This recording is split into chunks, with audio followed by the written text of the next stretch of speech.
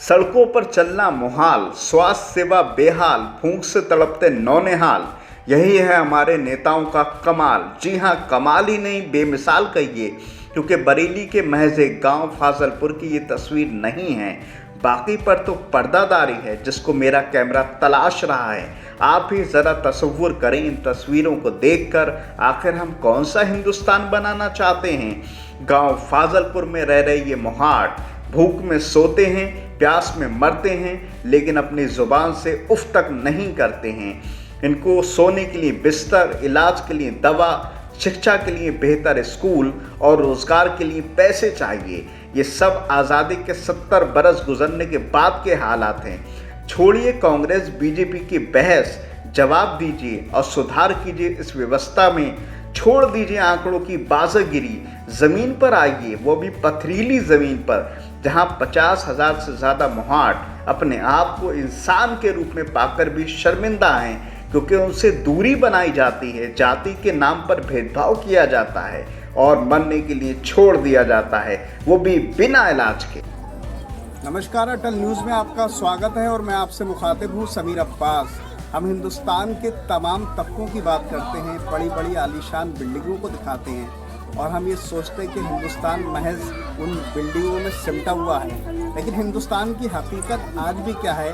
आज़ादी 1947 में हमें मिल गई, 15 अगस्त 1947 को, और 26 जनवरी 1950 को हमारा संविधान भी लागू हो गया।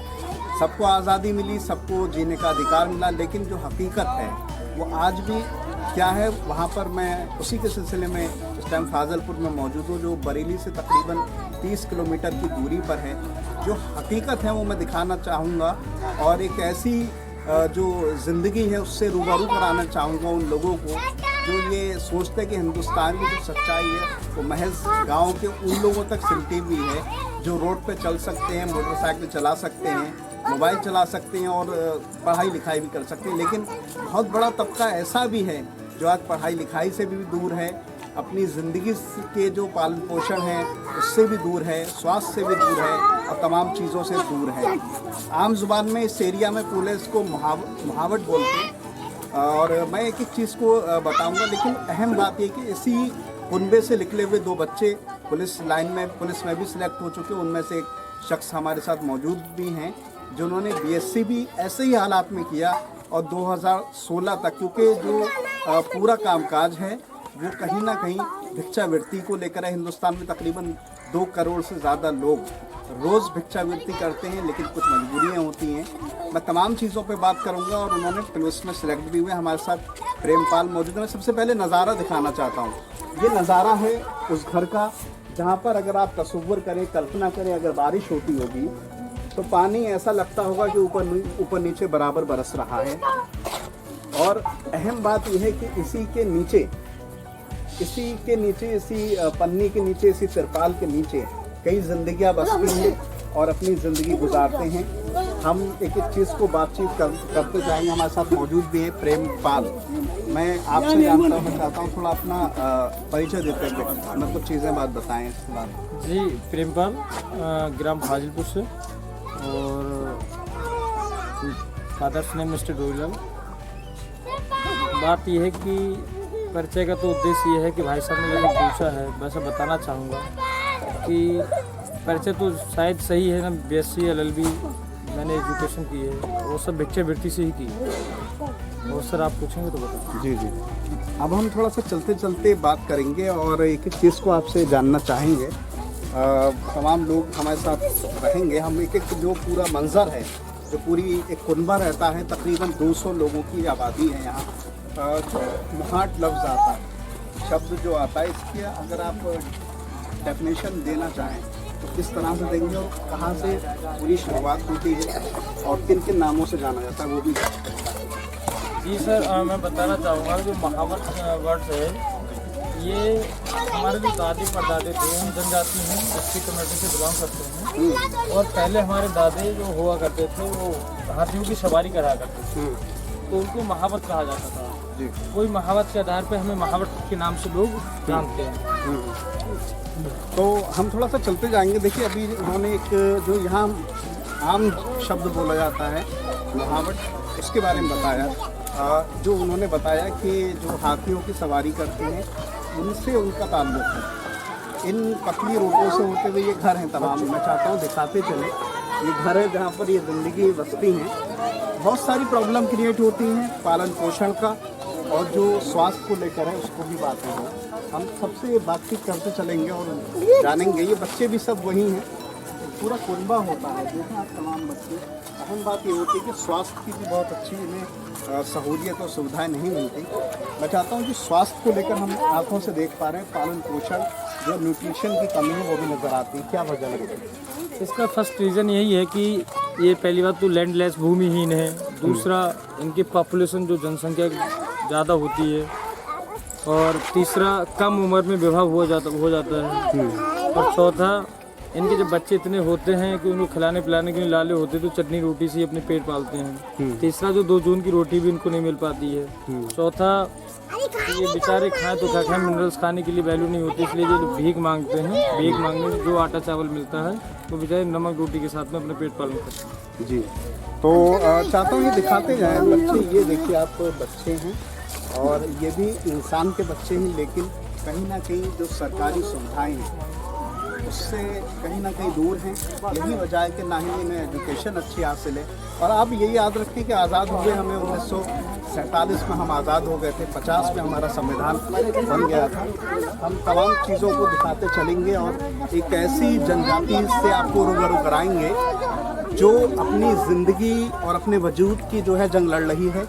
भिक्षावृत्ति आज भी जो है बड़ा जो है पेशा है। भिक्षावृत्ति के पीछे का जो लॉजिक वो क्या है? कुछ मजबूरी है या कोई और वजह है? भिक्षावृत्ति के पीछे मजबूरी है, क्योंकि जब एक पर्सन के कम विवाह में शादी कर दी जाती है तो फिजिकली वो स्ट्रांग नहीं होता है। महिला आने के बाद वो और वीक हो जाता है। उसके बाद क्या होता है, उसको पर ये बच्चा होने लगता है, बच्चा करता है, वो सब 10-12 बच्चे कर लेता है। उसके बाद अगर वो 200 रुपये की मजदूरी करेगा तो खिलाएगा क्या? 8 बच्चे होते तो उसकी दवा गोलियाँ भी होती हैं। कम से कम अगर वो भीख सोचता है तो अगर 200-400 घर घूम लेता है एक दिन में तो पर घर पे 1-2 रुपये भी मिल जाता है, तो 200-400 रुपये मिल जाते हैं। तो जो नाच पानी मिलता है तो उसका एक्स्ट्रा उससे पालन पोषण होता है, वो खा पी लेते हैं, और बाकी जो पैसे मिल जाता है वो उसके बेचारे दवा गोली में चल जाता है। जी, बहुत ही ज़रूरी और अहम बात बताई कि कहीं ना कहीं जो आर्थिक प्रॉब्लम है वो एक बहुत बड़ी वजह बनती है। इसके अलावा और भी कई वजहें हैं। ये पूरा आप देख सकते हैं चारों तरफ की कुनबा है, तमाम लोग यहाँ रहते हैं। मैं उधर का थोड़ा सा चाहता हूँ नज़ारा दिखाना। देखिए आप रहने के लिए सही से घर भी मैसर नहीं है। इस तरह से ज़िंदगी गुजारते हैं। आप कैमरे की रोशनी से उस ज़िंदगी को देख सकते हैं, और हम भी यहाँ से धीरे धीरे चल रहे हैं तमाम लोगों से, और उनका जो रहन सहन है उसको देखेंगे, बात करते चलेंगे। हम उधर थे अभी जहाँ पर घर थे, थोड़ा सा लोगों को घर मिल गए थे और घर में रहते हैं। यहाँ अगर मैं कल्पना करूँ कि बरसात जब होती होगी या बहुत जाड़ा होता होगा तो फिर ज़िंदगी गुजारना कितना मुश्किल है। इसलिए उनको आज तक घर नसीब नहीं हुआ, जबकि प्रधानमंत्री आवास योजना और तमाम योजनाएं चल रही हैं। ऐसा ना करप्शन, ये तो सब करप्शन की बातें हैं। मैं आपको क्या बताऊं, इसके विषय में गवर्नमेंट तो कहती है करप्शन खत्म हो गया, लेकिन मैं नहीं मानता कि करप्शन खत्म हो गया। जिस कंडीशंस में हम लोग रहते हैं उस कंडीशंस में इकोनॉमिकल से लेके ना महिला का यूँ सोशल भी हमारे यहाँ होता भी, और मैं इसका विरोध भी करता हूँ, लेकिन उसके अतिरिक्त भी इसका कोई संशोधन नहीं निकलता है। और यहाँ पर जो है कि इनके आवासों को लेकर लोग पैसों की डिमांड रखते हैं, उसके बाद जब कोई डिमांड पूरी नहीं कर पाता है तो उसका रिजेक्शन हो जाता है, वो अफवाह को छोड़ दिया। जी, आप भी कुछ बोलना चाहते हैं? जी, मैं आप बोले भगवान, मैं तो बाबा बुढ़ा में हो तभी मुझे नहीं बाबा, तुम बनाओ जैसे बना दो आप हमारी बनाओ कि भैया तुम्हारी बाबा पड़ी हमारी, मुझे हमारी मरिया छा जो हमारा कोई कमी नहीं हमारा। जी जी, हम थोड़ा सा बढ़ते चलेंगे। यहाँ आप देखिए तमाम लोग जो है रह रहे हैं और अपनी ज़िंदगी जो है बसर कर रहे हैं, लेकिन हिंदुस्तान की जो हकीकत है वो उससे मैं आपको जो हम किताबों और पुस्तकों में से पढ़ते हैं आज उससे रूबरू मैं करा रहा हूँ। तमाम लोग आसपास के यहाँ आए हुए, लेकिन सरकारी जो सुविधाएं हैं वो उन्हें पूरी तरह से मैसर नहीं है, या ये कह दूँ अपने शब्दों को मैसर ही नहीं है। अपनी सुविधाओं से वो महरूम हैं और ज़िंदगी तो जी रहे हैं, लेकिन ज़िंदगी का कोई बहुत मतलब नहीं है। आप देख सकते हैं किस तरह से जो है ज़िंदगी जीने को मजबूर हैं। एक और शब्द इस्तेमाल करा जाता है मूसाहार। मूसा का मतलब जो चूहे वगैरह का होता है, तो मैं उस पर चाहता हूँ उस पर भी ज़रा रोशनी डालें। मूसाहार का उद्देश्य होता है क्योंकि हम लोग इतना इकोनॉमिकल नहीं स्ट्रॉन्ग है या इतना नहीं कमा पाते हैं, तो जंगली जो स्रोत होते हैं, जैसे हम आखेट करना हो गया तो चूहे मार लेते हैं, चूहे मारने के बाद उनको खा लेते हैं, तो चूहे मार के खा लेना वो मूसा कहा जाता है हमारे साइड में, तो उसी का मूसाहार कहा जाता है। तो ये पूरा एक नज़ारा है तमाम तरफ का, चारों तरफ का मैं चाहता हूँ दिखाऊं, और उसके बाद हम और जो बस्ती हैं या और मोहल्ले हैं वहाँ पर भी जाएंगे जहाँ पर ये लोग रह रहे हैं, अपनी ज़िंदगी बसर कर रहे हैं। ख़ासतौर से महिलाओं से भी बातचीत करेंगे कि वो किस तरह से अपनी ज़िंदगी को बसर कर रहे हैं, सरकारी सुविधाएं उन्हें मिल रही हैं या नहीं मिल रही, जिन्हें बोला जाता है। और वजह भी बताई क्योंकि जो हाथी को लगातार चल रहे थे तो उनको मुहावट थे, उसी से रिलेटेड है पूरा। मैं अहम बात है इसमें अब जो है जो यहाँ की महिलाएं होती हैं उनके जीवन के रहन सहन पर, और एक और ख़ास बात होती है बड़ा जेवर पहनती कहीं ना कहीं, उस सिलसिले में भी जानूँगा। मैं चाहता हूँ पहले दिखाया जाए। ये देखिए आप पैर में ये पहनी हुई बुज़ुर्ग हैं और अपनी ज़िंदगी के सालों साल इस बुज़ुर्ग आँखों में वो देख चुकी हैं। थोड़ा सा आप बोलना चाहेंगी कि नहीं बोल पाएंगे? अच्छा, तो बहरहाल फ़िलहाल ये अब चीज़ें हैं, देख सकते हैं कि तमाम लोगों की ज़िंदगी जो है किस तरह से गुजारी जा रही है। तमाम लेडीज़ें यहाँ देखिए ये घर रहने के लिए हैं, और आप वही मैंने जैसे कहा कि हम बड़े आलीशान घरों के बारे में सोचते हैं और ये सोचते हैं कि हम बहुत आगे बढ़ गए, लेकिन जो हकीकत है वो ये है सरकारी सुविधाएं से, स्वास्थ्य से वंचित है, तमाम चीज़ों से महरूम हो चुकी हैं और तमाम मुश्किलें हैं। जो ज़िंदगी की हकीकत है वो ये है। और इस तकरीबन 200 से ज़्यादा लोग यहाँ रहते हैं, उसमें से महज अभी 2 लोग जो हैं सरकारी सेवाओं में पहुँचे हैं। उसमें से एक हमारे साथ शख्स मौजूद हैं जो कि पुलिस विभाग में सिलेक्ट हो चुके हैं, BSc LLB हैं। मैं जानना चाहता हूँ ये जो जेवरात पहनने का एक चलन है उसके पीछे का क्या वजह है, और आज भी नज़र आता है गले में पहनते हैं, पैर में पहनते हैं, क्या वजह है? ये देखो जनजातीय मामला हमारा है, और वो उसमें जो इंडिया डाइवर्सिटी है, वो इंडिया एक विभिन्नताओं का देश है जहाँ पर अलग अलग चीज़ें देखी जाती हैं, पहनावा देखा जाता है। हमारे यहाँ महिलाएं विशेषता, अगर आपने जो पैर में दिखाया था इसे छड़ा बोला जाता है ये, और नाक में आपने जो दिखाया होगा वो फूल होता है, जिसे छूछी बोलते हैं।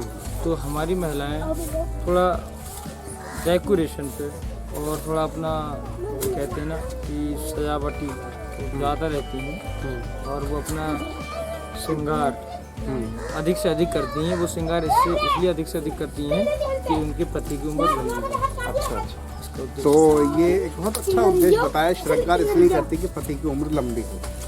मैं जब आपने शादी ब्याह की बात करी तो इसी को आगे बढ़ाऊंगा, थोड़ा सा हम लोग चलते रहें। और ये पूरा नज़ारा है चारों तरफ का, चाहता हूँ दिखाएं। जानवर पालने का भी चलन है, पशुपालन जो है उसका भी चलन थोड़ा। हाँ, अगर ये बताइए आपको खेल और मैं थोड़ा सा किस चीज़ को जानना चाहूँगा, जो मैं देखा हूँ जो आपके रोज़गार का ज़रिया है, जो ज़िंदगी गुजारे हैं, स्वास्थ्य सेवाएं और तमाम परेशानियाँ, किस तरह की परेशानी फेस करती हैं आप? परेशानी तो बहुत तेरी है, परेशानी ऐसे बहुत तेरी परेशानी है, परेशानी फेस करें। वो सरकारी कोई सुविधा मिल रही है? कुछ भी नहीं मिल रही हमें, ना गल्ला मिल रही है, हमें कुछ भी नहीं मिल रहा। कहते मकान आ रही है, हमारा कोटर भी नहीं आया, हमें गल्ला भी नहीं मिलता है। और कहते हैं कि तुम्हारे खाते में पैसे आएंगे, कुछ भी नहीं हमें मिल रहा। नरेगा के अभी रुपये तो कम के नहीं मिले। नरेगा के पैसे नहीं मिले। नरेगा में काम करते हैं? हाँ। अच्छा, ज़्यादातर औरतें करती हैं? औरतें भी करती हैं, आदमी भी करते हैं। हाँ। नरेगा के कुछ पैसे नहीं मिले। हमारे देवर भी ने कहा इसको 2000 रुपये थे, इसको भी 1 रुपये नहीं मिले नरेगा में। सबसे अहम बात यह है कि हमारे कम्युनिटी की महिलाएं ना मुखिया के रूप में वर्क करती हैं। अच्छा। और वो परिवार की मुखिया होती हैं, और उनका उद्देश्य महिलाओं का ये होता है पशुपालन। अच्छा। जो सिंधु घाटी हमारे आरी लोग जो अनाज वगैरह करते हैं उसी समय से पशुपालन करती हैं। पशुपालन पशु खुद के नहीं ले पाते हैं, तो जो भी रिच आदमी होता है वो अपने पशुओं को खिलाई नहीं कर पाता, तो हमको खिलवाने पिलाने के लिए उसको ना 1500 रुपये में महीना के दे देते हैं। उसकी महिला जंगलों में जाके घास काट के लाती हैं और इसलिए अपना जीवन यापन करते हैं। जी जी, थोड़ा सा हम आगे बढ़ते जाएंगे और चाहता हूँ नज़ारा दिखाया जा रहा है। तमाम जो लोग हैं, शाम का वक्त है, धीरे धीरे करके अपने घर की तरफ आ रहे हैं और बच्चे आप देख सकते हैं, साथ साथ बच्चे भी जो है हमारे चल रहे हैं। आप देखें बच्चों की पढ़ाई लिखाई भी बहुत ज़्यादा नहीं हो पाती है क्योंकि मुश्किल है। आप कुछ बोलना चाह रहे हैं? इस तरह की सरकारी कोई सुविधा नहीं है? कुछ नहीं मिल रही है। हम बहुत गरीब आदमी, कोई जगह नहीं, जमीन नहीं है, बहुत परेशान। कहाँ से बच्चों को पढ़ा? सरकारी स्कूल वो खुद नहीं रहे। आते हैं लोग, कहाँ बच्चे सरकारी में पढ़ रहे हैं? पेट को पाले या बच्चों को पढ़ाए? हम लोगों के जगह जमीन नहीं है, ये झोपड़ी पड़ी हुई है आज। क्या करें? कोई इस पर मकान अभी बनाने के नहीं, कोई मकान नहीं। जिन बन रहे हैं और लोगों के बन गए और कुछ के रह गए।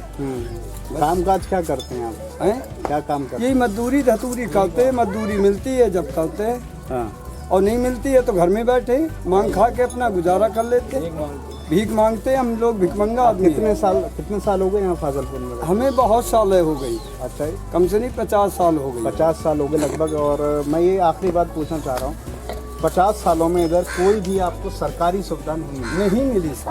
अच्छा, बिल्कुल नहीं मिली हम लोगों को कुछ नहीं इनसे लोग आने में थोड़ा और सा हम चलते रहेंगे जी। लोग इनसे मिलने में बहुत छोटी भावनाएं रखते हैं। अच्छा, और हमारा जो आर्टिकल 17 डिस्क्रिमिनेशन है, भेदभाव की भावनाओं को दूर करने के लिए बना है। लेकिन मैं मानता हूँ कि हमारे संविधान के लिए कहीं ना कहीं विशेषताएँ तो हैं, हमारी छूट दी गई है कि कोई भेदभाव नहीं करेगा, आप सच नहीं कहेगा, लेकिन लोग आज भी उसका यूज करते हैं।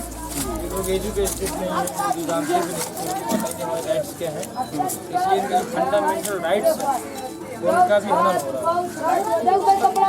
लाइट की व्यवस्थाएं नहीं लगती। दूसरा ये है ना कि यहाँ पर कुछ घरों में लाइट लगवा दी गई जो उज्ज्वला योजना के अंतर्गत उजाला योजना, तो उसमें वो निःशुल्क था, उसमें भी पेमेंट ले लिया गया लोगों से और कहा गया कि निःशुल्क बिजली प्राप्त होगी आपको। लेकिन उनको गुमराह करने के बावजूद भी उनको बिजली दी गई और उसके बाद उनका आज बिल इतना आता है कि लोग टाइम से सो नहीं पाते। तो मैंने एक दूसरा मोहल्ला दिखाया जिसमें तकरीबन 50 से ज़्यादा लोग रह रहे हैं, लेकिन कहीं ना कहीं वंचित है तमाम चीज़ों से। हम इस सिलसिले को आगे और बढ़ाएंगे। आप जो महिला हैं मौजूद है, क्या क्या समस्याएं, क्या क्या परेशानियाँ? हमारे झुपड़ियाँ पड़ी है, जगह नहीं है, मकान नहीं आ रहा है, खाने को मिलता नहीं, कोई सुविधा नहीं मिलती, ना खेती ना पाती। कहाँ हम चले जाएं गरीब लोग? अजय बच्चे नंगे घर घूम रहे, कुछ मिलता नहीं सरकार द्वारे, तो हम क्या गरीब लोग चले जाए? दलाल लोग जो आते हैं, जो आता है वो हमें मिलता नहीं है। नरेगा में भी कुछ नहीं मिल रहा? कुछ नहीं मिलता। काम करती है नरेगा में? काम करते, अच्छा, कुछ नहीं मिलता। नरेगा में नहीं कुछ मिलता।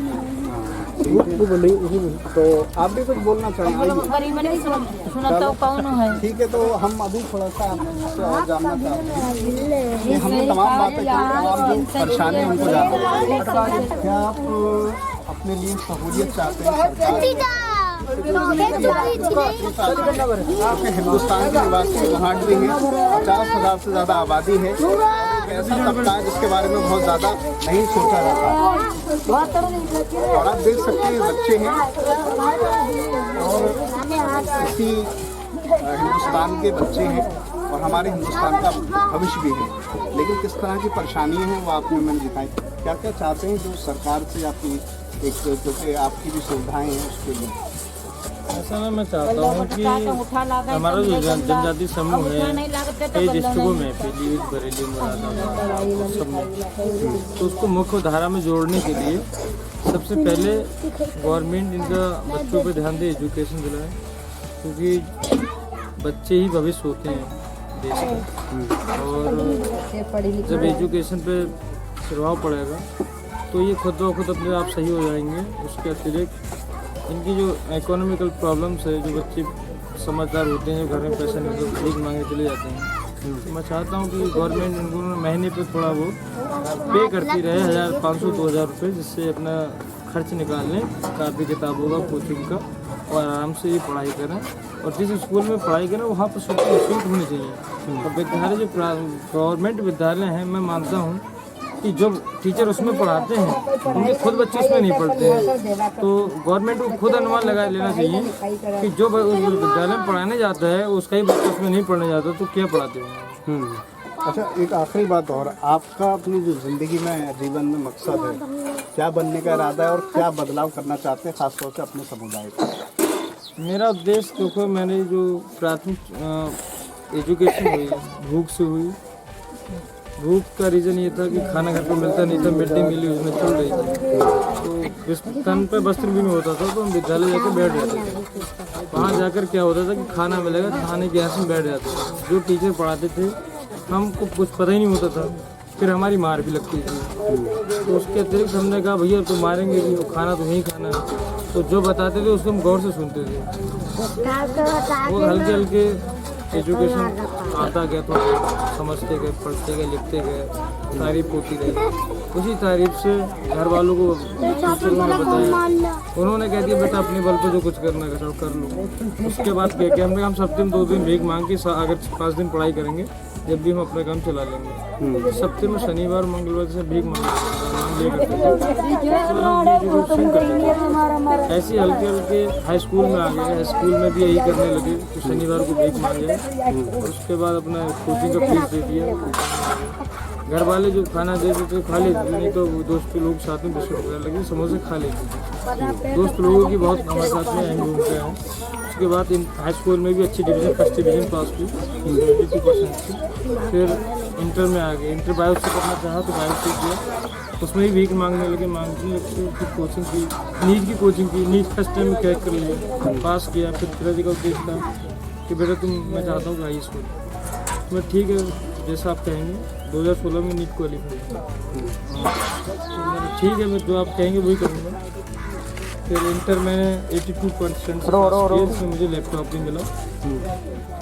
लैपटॉप भी मिला तो उसके बाद मेरी जो मन की जुलाई और बढ़ गई कि अब एजुकेशन अच्छी करेंगे, नौकरी लग जाएगी। उसके बाद वहाँ से BSc किया। मैंने BSc करने के बाद मेरा किसी ने बताया कि पापा का पहले नहीं बताया, पापा ने बताया था कि आप पहले डीएम बनो बेटा, ये बहुत आंतरिक मेरे परिवार में अकेला है, पापा ही भीख मांगते। तो मैंने ठीक है कोई तो यार एक निकले ऐसे। तो BSc किया, हमने जानकारी ली IAS के विषय में, यूट्यूब पे देखा सब कुछ। तो क्वेश्चन के बाद ही होता हमने कहा BSc कर लेते हैं, साइंस बैकग्राउंड कोई दिक्कत नहीं, कोई कोचिंग नहीं की। उसने फर्स्ट डिवीजन पास किया 67% से। उसके बाद क्या किया कि JRPC पहली बार में प्री क्वालिफाई कर दिया। फिर जब तक कोरोना लग गया उसके बाद नहीं जा पाया मैं। अभी डेली CPO से एग्जाम थी, उसमें सिलेक्शन हो गया।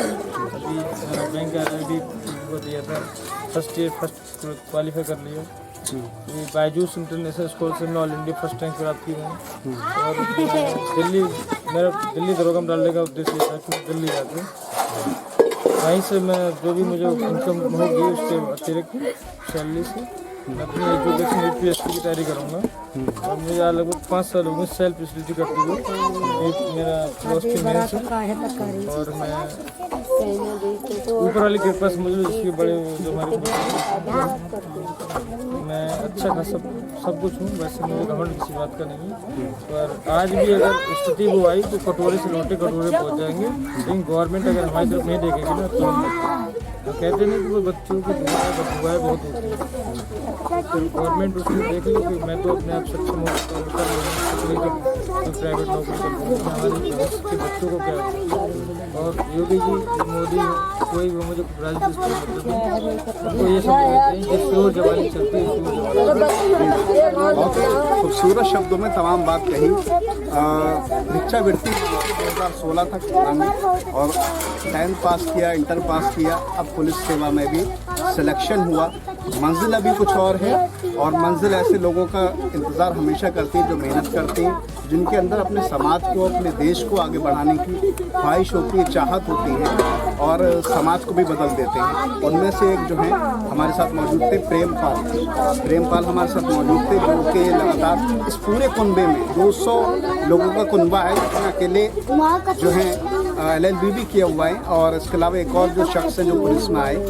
बहुत बड़ी बात है और बहुत सारी हमने चीज़ें दिखाई, लेकिन हकीकत ये है कि हिंदुस्तान की जो दूसरी तस्वीर है जिस पर लोगों की नज़र नहीं जाती, जिस पर राजनेताओं की नज़र नहीं जाती, उस पर आज हमारे कैमरे की नज़र गई और हमने एक ऐसे तबके के बारे में बताया जिस पर लोग नहीं सोचते। 50,000 से ज़्यादा लोग रहते हैं, जगह जगह भिक्षावृत्ति करते हैं यानी भीख मांगते हैं। और उनमें से ये भी थे जिन्होंने पढ़ाई लिखाई भी करी, भिक्षावृत्ति करी, पढ़ाई लिखाई करी और लगातार जो है तरक्की हासिल करी, आगे बढ़ रहे हैं। ये दूर तक का नज़ारा मैं एक बार आखिरी बार चाहता हूँ दिखाना। दूर तक आप देखें, वहीं जो है तमाम लोग रहते हैं, अपनी ज़िंदगी बसर करते हैं। शाम का मंजर है, तमाम लोग जो है अपने घर वापसी कर रहे हैं और भिक्षावृत्ति बड़ी संख्या में जो लोग करते हैं वो अपने घर वापसी कर रहे हैं बड़ी संख्या में। बहरहाल हिंदुस्तान का एक दूसरा पहलू जो है मैंने दिखाया, जो उस ऊंची इमारतों से अलग हटकर है, उस बड़ी बड़ी गाड़ियों से अलग हट कर के है, जहाँ भूख बसती है, जहाँ रोना बसता है, जहाँ स्वास्थ्य से दूर हैं लोग, वो भी बसते हैं, तमाम मुश्किलें बसती हैं। और ये हालात तब हैं जब हम 1947 में आज़ाद हो चुके हैं और 1950 में हमारा संविधान भी लागू हो चुका है, लेकिन तमाम लोगों को हमने अलग कर रखा है। लेकिन हकीकत यही है कि ये भी हिंदुस्तान के निवासी हैं। 70 सालों के बाद भी जैसे अभी तमाम बातें हुई, उसके बावजूद भी ये हालात है। फिलहाल सूरत क्या बदलेगी ये तो नहीं पता, लेकिन दुष्यंत कुमार का मेरी जहन में एक शेर आ रहा है कि सिर्फ हंगामा खड़ा करना मेरा मकसद नहीं, सिर्फ हंगामा खड़ा करना मेरा मकसद नहीं, मेरा मकसद है कि ये सूरत बदलनी चाहिए। और ये सूरत कब बदलेगी ये आने वाला वक्त तय करेगा। बहरहाल इन तमाम बातों के साथ मैं समीर अब्बास, कैमरामैन सरताज हुसैन के साथ अटल न्यूज़।